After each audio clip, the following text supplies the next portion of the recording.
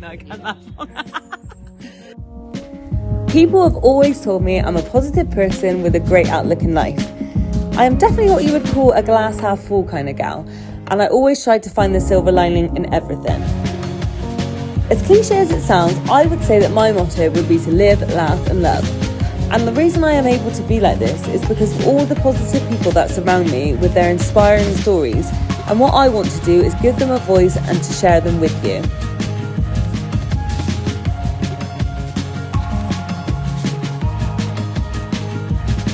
Welcome to Kandy Kamera. Welcome back to the second series of Kandy Kamera. Today's guest is Sarah. Woo! Welcome, Sarah. Thank you, Laura. Thank you for coming. Today we're here to talk about IVF. We are. We'll take it back to before you had IVF, obviously, and before you knew that you needed to have it. So you were married? Yeah, we got married in 2007. Yeah. And we were obviously trying for a baby. And obviously each month nothing happens. Mm-hmm. Then we went to the doctors, and then they referred us. I had some blood tests, and so I was 35 at the time. Yeah. And you have something called a FSH blood test. And so for my age, it should have been level 8, Right. 9, and mine was 19. So So obviously it was not good. no. So I was referred to very quickly Yeah.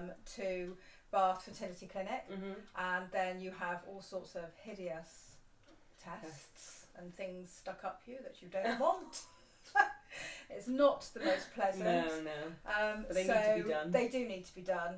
And the sooner you do have it done, Yeah. we were quite lucky that we did have it done quite quickly. And also, we were lucky in one way that there was a problem. Yeah. So we went to an appointment at Bath Fertility Clinic on a Wednesday afternoon, and the consultant just sat us down and said that basically I would never get pregnant, even with IVF, Yeah. because you can only have IVF if your FSH levels are 10 or below. Oh, and you were 19. And I was 19, God. but going up as well, because I had to have about 3 of those FSH tests, and each time they were, because you can sometimes have a funny one that's a bit off, Yeah. but mine were high each time. Every So time. there's no point doing straightforward IVF Mhm. if it's over 10. Yeah. So he basically sat there and said, well, there's nothing we can do. Yeah.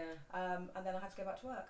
Oh, Which God. was- it was and doing our horrible. job. Yeah, yeah. Doing clients was absolutely horrendous. Yeah. Well, we sort of thought about, the only hope we had was to do egg donation, Right. but at the time that was really hard to do in England. Because obviously when people are have married and like try to, you just assume you Yes. can have children. You just assume my You periods don't- had always been regular. Yeah.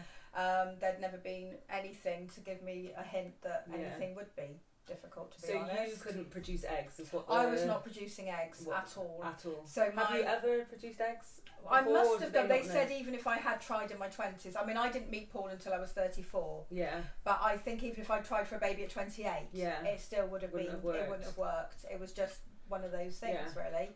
Mhm. You have little follicles, Yeah. and mine had basically, you could see on all the scans, shriveled up. Oh. It was just, but I still had a period, And which do was they know really the, annoying. they know the reason for this, or It's a bit like going to the menopause early, and they don't know why. no?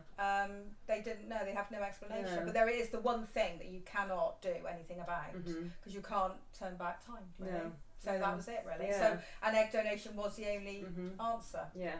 So then you decided to go through that process. Yeah, it did take did take us a while to think about doing course, that, yeah. because obviously we couldn't do it in England because it was the waiting list was too long.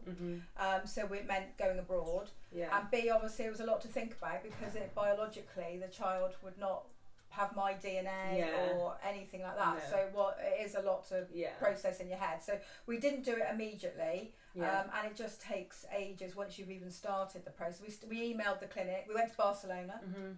and emailed the clinic to start with, Yeah. and then and then got the ball rolling. Yeah. So you went to Barcelona every time to get the egg. That was right, wasn't it? So we went to Barcelona about 7 times within about a year. Gosh. So they had egg donors. I also, just to make life even more complicated, have a rare blood group. Oh God. Complication after complication. It has been complication after complication. So that meant that they couldn't get the egg donor. Yeah. They tried to match you up with the egg donor's blood group. Right. So the first egg donor we used was a B positive, which I am, but they couldn't even stimulate her properly. So we had to then start again, and they've used Paul's blood group, which is common, luckily. Yeah. So that was good. So the first, so then what you have to do is they start the process in Barcelona with the girl in Spain, and then I have to have things done here. And you have to sort of shut your body down using lots of hormones, so that your body's ready to take the egg when then you fly out there.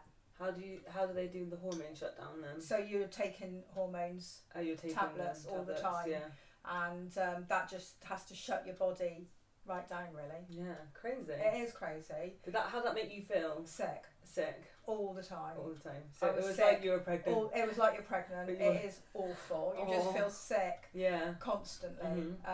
Because you're having really high levels of hormone put into your body. Yeah. Just to shut it down, and then you have to have some other. So then your uterus has to be ready to sort of receive the egg, so it has to think it's pregnant and ready to take the egg. It's amazing what they can do.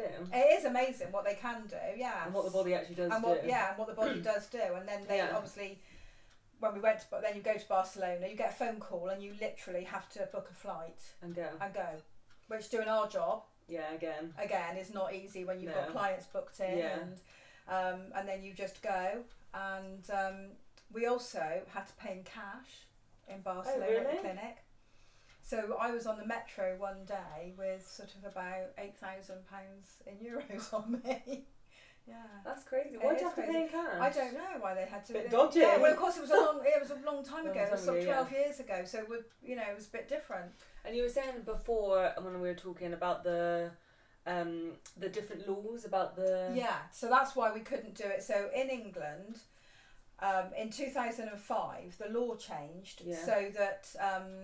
Say you were doing straightforward IVF here, and you produced loads and loads of eggs, and you decided to do something really nice and donate some to a bank of eggs, and I used them, then it meant if I had a child, that child could then trace you when they're 18. Right. So people stopped donating their eggs in England. So that's why the waiting list was so long. And of course I was getting older, but each time, because it takes so long, I sort of started at 34 and I'm already now 36.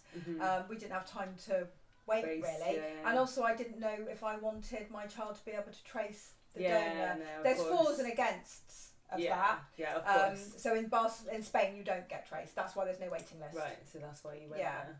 Cool. So then, how many times did you have to try? So we had 3 rounds. 3 rounds. Yeah. The second round went a bit wrong, so we did have an extra round. Okay. Something went wrong the Barcelona end, so they gave us an extra go. So it was sort of 3. You have to pay every time. Yeah, we spent £28,000, which altogether is a lot of money. A very lot of money. And that doesn't include our flights, our hotels that we had to stay in. I had to be scanned at the RUH every time because we had to make sure my uterus was ready to take it. So I used to have to whiz up there, get scanned just before I flew out to Barcelona. God. I went on my own a couple of times. Paul and I went together. He went on his own, had to do his bit. So we sort of did a mix of all of it really. So it was 3 times we did it. Yeah. Let's talk about the third time. The third time. Third time lucky. Third time lucky. As they say. Yeah. So that wasn't nothing straightforward in our journey of IVF. We obviously went to the clinic. It was on a Saturday morning. We'd flown out. We'd had the phone call. We flew out to Barcelona, and we were sat in a clinic on the Saturday morning with all these other people who got called in before us. God. You also have to have a full bladder, so you're sat there bursting for the toilet. And we were the last couple to be called in. Oh really? So how long were you waiting there for? We were waiting about an hour and a half. Yeah, but that's but a lot it does seem a long time. So we went in, and you just can't tell by their face what they're sort of thinking really. But we had 2 embryos that were good enough to transfer. Yeah. I think they were grades 7 and 8, which was actually less than the time before. Right. So they were grades 7 and 8, and then you have to go to another part of the clinic, and then we didn't have any that we could freeze. So this was it, and I knew I didn't want to do it again. So this was last chance saloon, really. Yeah. So we went to another part of the clinic, and even then the transfer was quite difficult. Apparently, it was extremely painful that time. Oh really? I don't know why, but it did hurt a lot. So had that, went back to the hotel and just sort of didn't do anything, just because you just have to rest. Yeah. We did do an open top bus tour of Barcelona the next day. Because we've been to Barcelona all these times and we've not actually seen very much of it. So we did do that the next day, and then flew home on the Sunday, and then you have the dreaded 2-week wait. So it's 2 weeks you have to wait. Yeah, each time, and it feels like 2 years. Yeah. I think the 2-week wait is the hardest. So you wait 2 weeks and then you'll know if you're definitely pregnant or not. Yeah, you do a test after 2 weeks. Yeah. And because the trouble is the symptoms of coming on for a period are quite similar to being pregnant. So I had no idea. Yeah. In fact, the third time I think I was less positive than I was maybe the first time. Yeah. So you just wait and see. Yeah, just wait for 2 weeks. Yeah. And it's hideous. Crazy. Trying to work and just trying to take your mind off it. Yeah, no. Because I did work because... Yeah, there's no point not. There's no point not working. Just sit at home and overthink. Oh, exactly, overthink it. But then the 2 weeks passed. So 2 weeks passed, and then on the Saturday that I could do the test, I didn't actually feel very well, so I actually was supposed to do the test Sunday morning, and I came home from work on the Saturday, and I didn't feel great, and I thought, well, I'd like to take some Nurofen if I'm not pregnant, because I had a banging headache.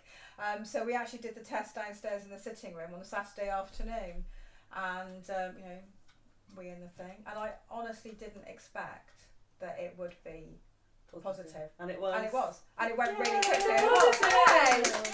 Yay! It was exciting. Yeah. It was exciting and scary, because then I still had to take loads of drugs, and I had hormone patches, and I had so many things. I had to do pessaries every 4 hours. Jade in our salon used to knock on the door, because we used to have a time thing on the salon, because I'd be so busy chatting to my clients I'd forget that I was meant to go to the loo and all this. And then of course I found out I was obviously pregnant, and then there were 2. So then I was pregnant with twins. So yes. And then obviously that was complicated. Yeah. So so I was obviously having 2. I was working in the salon, it was Christmas. Yeah.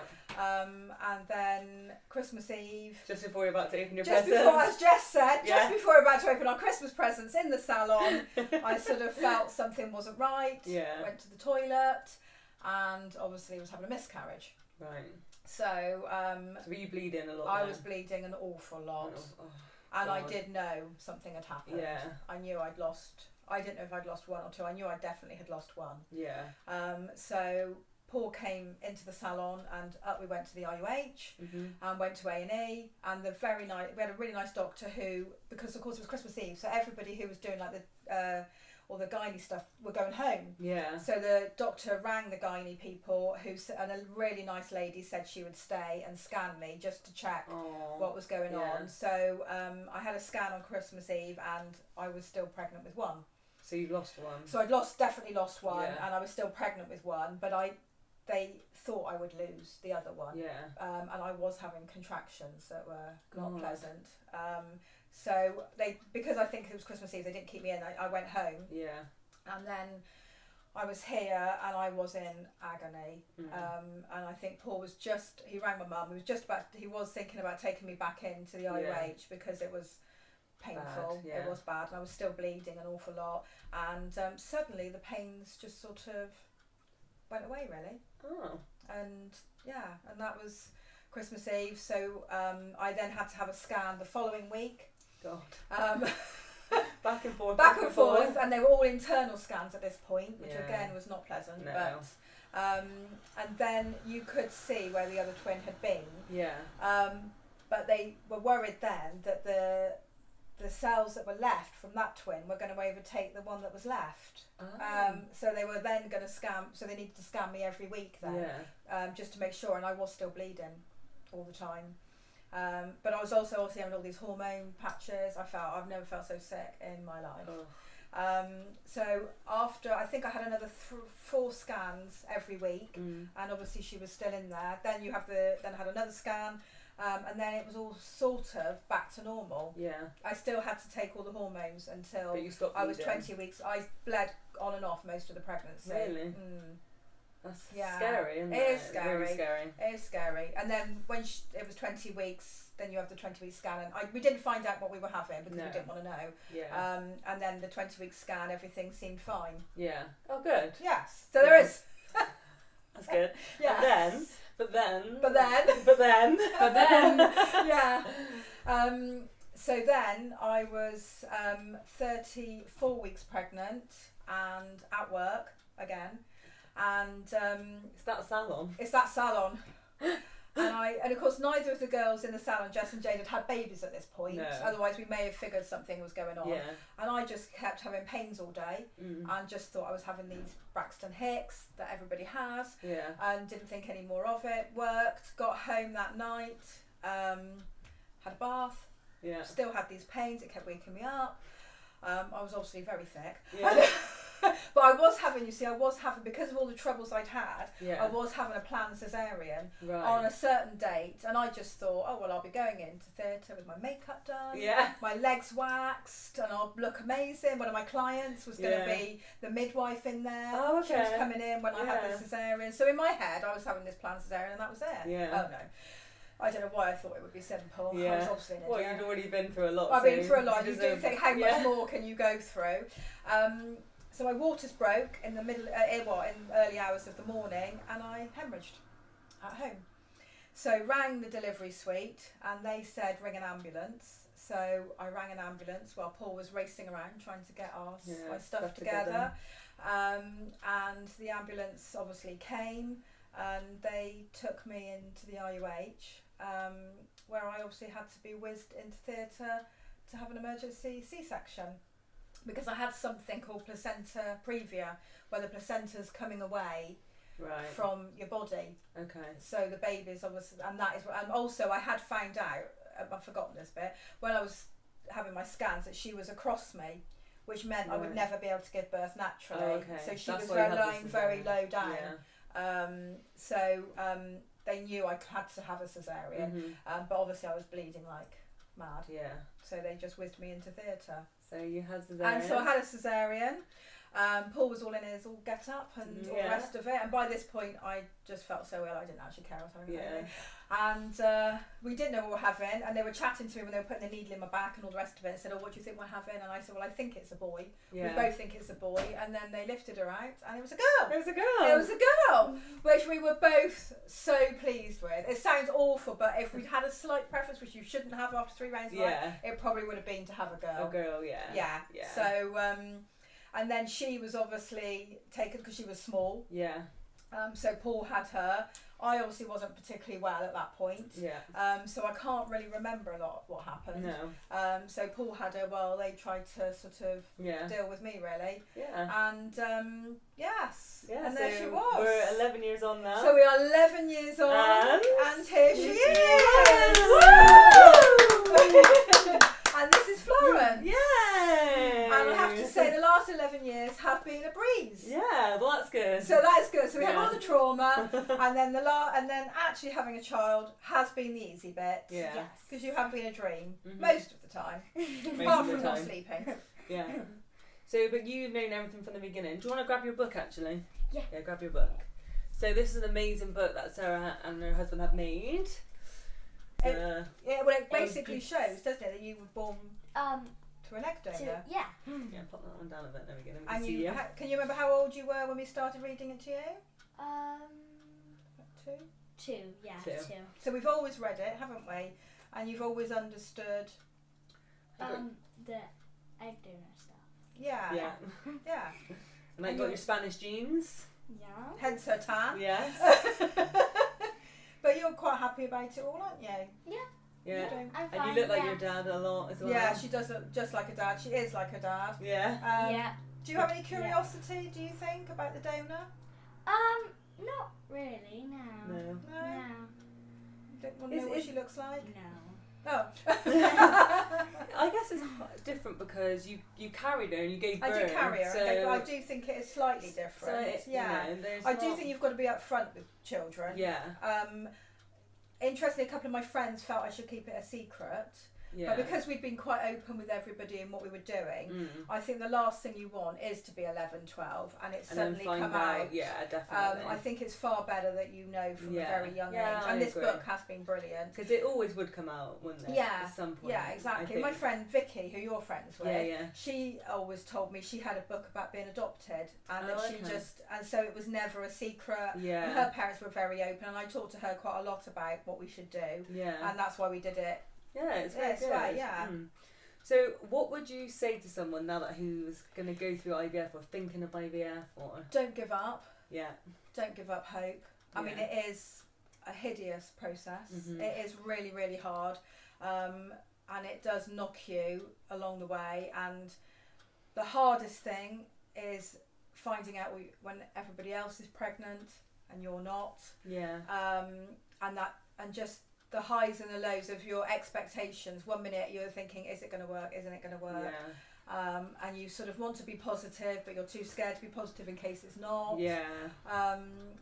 It is a heartbreaking thing, and I don't underestimate how lucky I am. Yeah. I've got a lot of clients that sit on my bed in the salon who've done what we've done and have never had a baby. Yeah. And so it is sad. Because it's the one thing you can't control.